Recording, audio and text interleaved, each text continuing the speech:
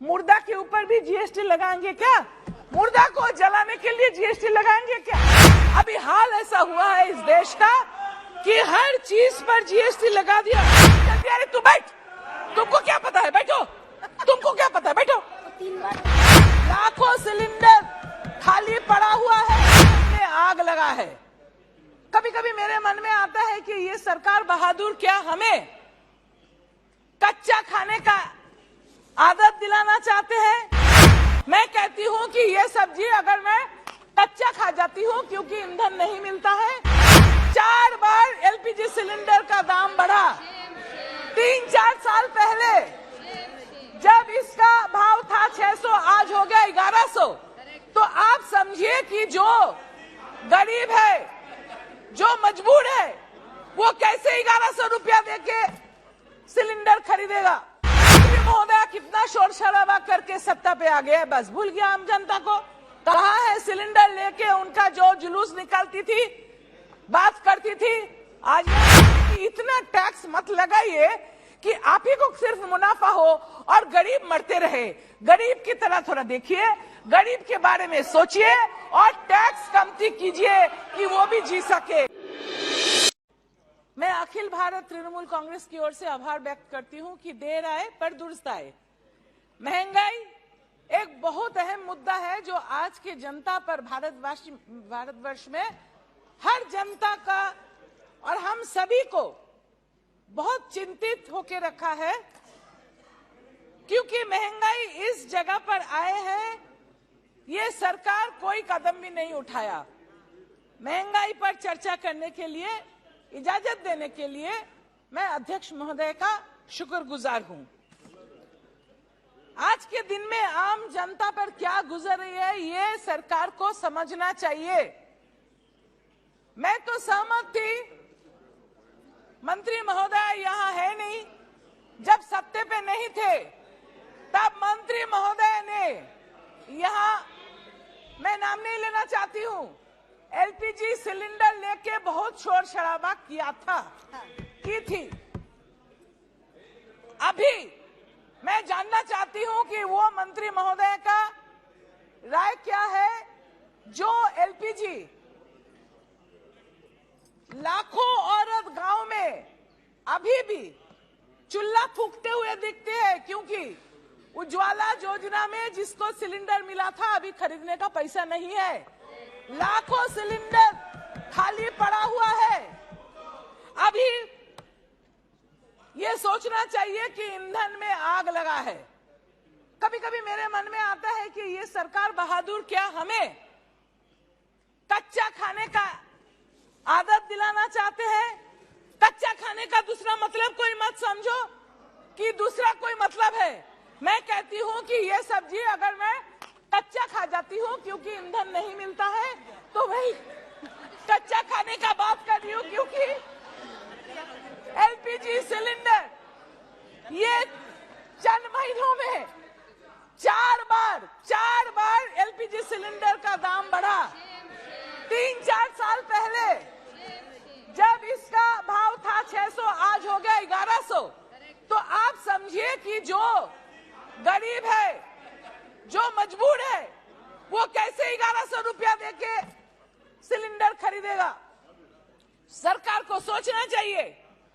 ये हमें कच्चा खिलाने की आदत जो आप लोग डलवाना चाहते हैं, ये बंद कीजिए। ईंधन का, एलपीजी का भाव जरूर कमती कीजिए, क्योंकि आम जनता को बहुत तकलीफ हो रहा है इससे। आपको ये सोचना चाहिए कि मंत्री महोदय कितना शोर शराबा करके सत्ता पे आ गया, बस भूल गया आम जनता को। कहा है सिलेंडर लेके उनका जो जुलूस निकालती थी, बात करती थी, आज यहाँ है नहीं, मैं नाम नहीं ले रही हूं। तो इसके बाद भी सोचना चाहिए कि हर चीज के ऊपर जो जीएसटी लगा है, टैक्स लगा है, एक तो बात है कि पेट्रोल या डीजल, इसके ऊपर भाव इसका बढ़ने से सब पर असर आता है, सब चीजों का भाव बढ़ जाता है। So we have to agree that the prices of the petrol diesel which are skyrocketing at the moment, is largely because the tax that central government is levying on it.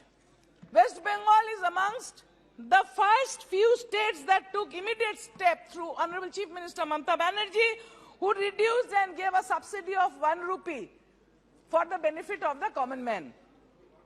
I want to request the central government that the lion's share of taxes on fuel falls on the central government.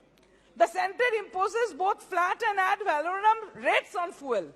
The center has been levying excise duties and also says, so this rupees 32.90 per litre on petrol and rupees 31.80 per litre on diesel, which has increased, has hiked, this excise duty has hiked from rupees 19.98 litre to rupees 32.9 in 2020. So this is indirectly increasing the cost of all edible, all kinds of consumables and everything required for daily life. In spite of, this increase has been in spite of the international oil pricing having plunged to a multi-year low due to the pandemic in 2020. Even though the crude oil per barrel was so low, the tax was being increased by the central government, which is not desirable for the good economy. The economy has totally been shuttered. The excise revenue from petrol and diesel increased by over 94% from about rupees 1,720 billion to 3,343 billion since 2014 up to 2020. The government's collection from levy of excise duty on petroleum products has risen 33% in the first 6 months of this current fiscal year.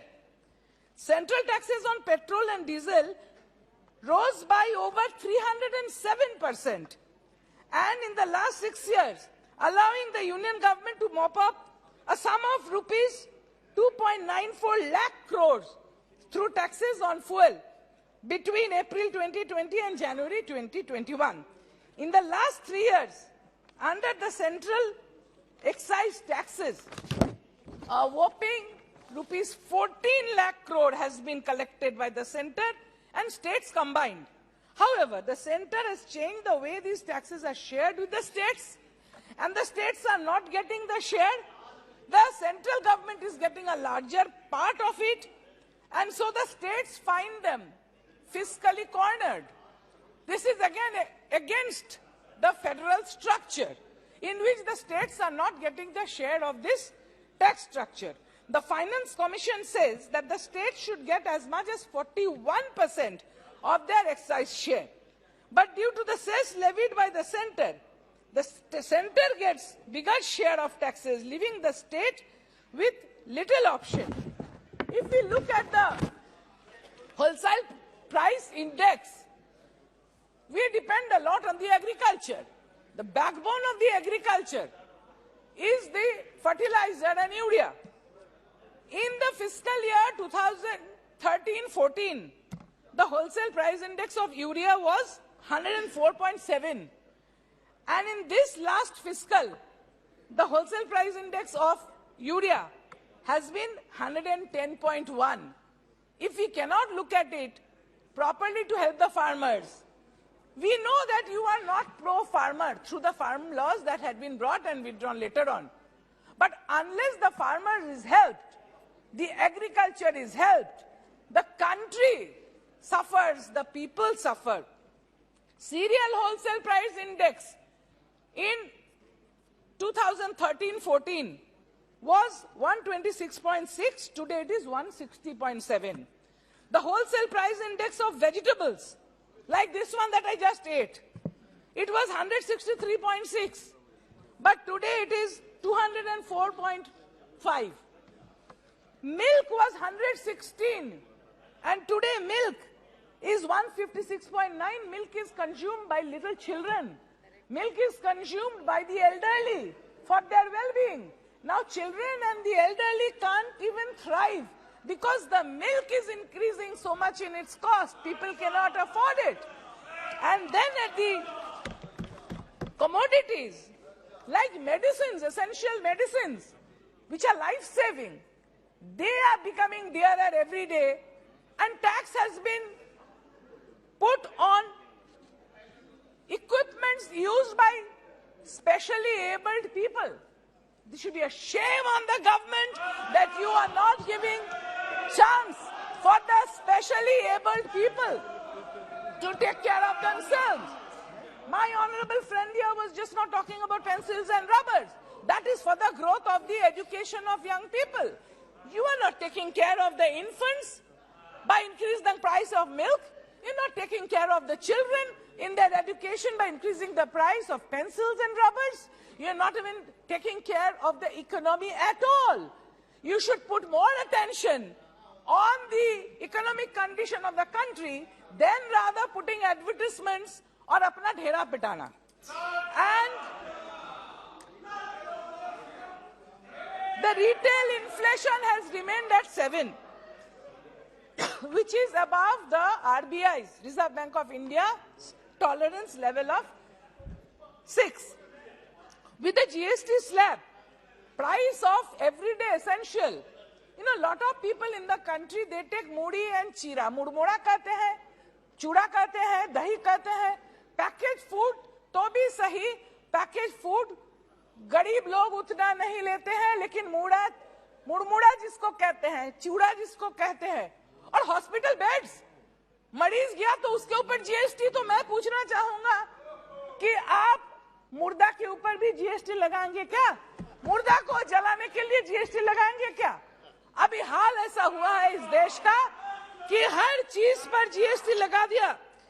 The price of cooking oil today stands at an average of 180 per liter in this year, whereas in 2014 it was only 105. बोल रहे थे आप UPA के time में, मैं याद करना चाहती हूं, मैं बहुत इज्जत करती थी, अभी हमारे बीच नहीं है, लीडर थी यहाँ सुषमा स्वराज जी, उन्होंने कहा था 2004 में कि हम जब छोड़ के गए थे पेट्रोल का लीटर था 35 रुपया और चंद महीनों में यूपीए आके उसको 66 रुपया बना दिया।